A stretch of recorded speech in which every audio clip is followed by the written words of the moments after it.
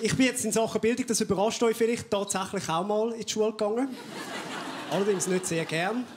Im Gegenteil, ich habe die Schule gehasst, ja. Als Schweizer ist es ja relativ schwer in der Schule, zum Beispiel im Sport, oder? Bin ich immer als Letzter gewählt worden. Und das von Leuten, die aus Ländern gekommen sind, die noch gar nie gewählt haben. Wobei ich es ja persönlich jetzt schon noch recht lustig fände, wenn zum Beispiel Ausländer auch abstimmen und sich wählen lassen. Stellt euch mal ein Parlament bei uns mit Ausländern vor.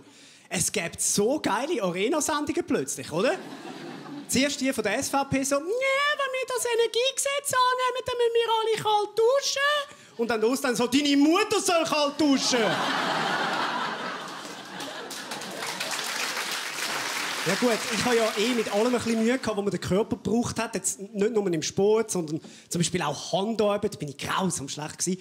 Handarbeit kennen viele heute gar nicht mehr. Die heutige Jugend kennt Handarbeit nur noch von YouPorn. Aber das war mal ein Schulfach. Gut, ich bin jetzt... Also nicht YouPorn. Handarbeit. Nein, nicht, dass es nachher heisst.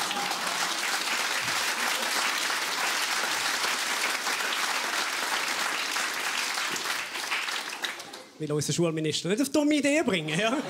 Gut, die meisten Geräte wären zu alt. Also, die... Ist ja gleich. Also, komm.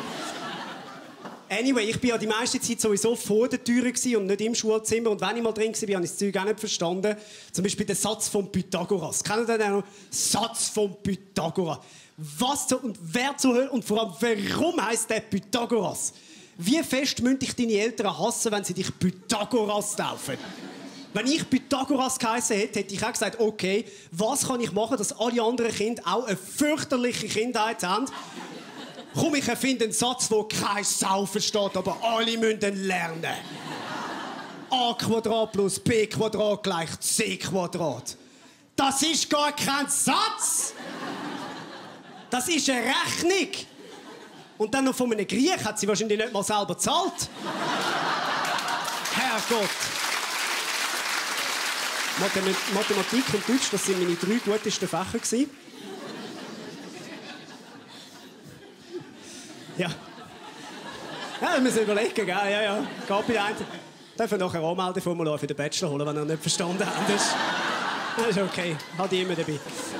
Wie sage ich so gern, wer etwas im Kopf hat, macht den Bachelor später an der Uni. Wer nichts im Kopf hat, macht ihn bei 3+. In dem Sinne, danke vielmals.